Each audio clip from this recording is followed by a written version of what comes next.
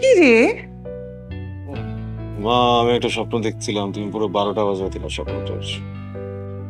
বেলা 12টা বাজে, স্বপ্ন দেখা বন্ধ করে তাড়াতাড়ি উঠে একটু বাজার করে আন বাবা।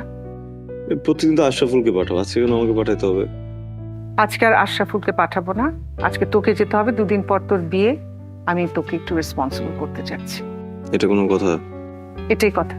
দাত্রী ওঠ। কি স্বপ্ন দেখছিলি?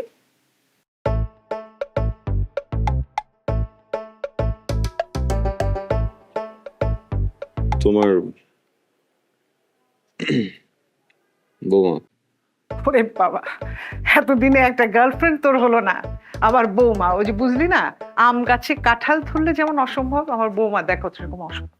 আমি এখন আজাইরা কথা বলতে চাচ্ছি না, তাড়াতাড়ি একটু ওঠ, নাস্তাটা কর, তারপর বাজারে যা। হ্যাঁ, বাজে বাজে বলে যে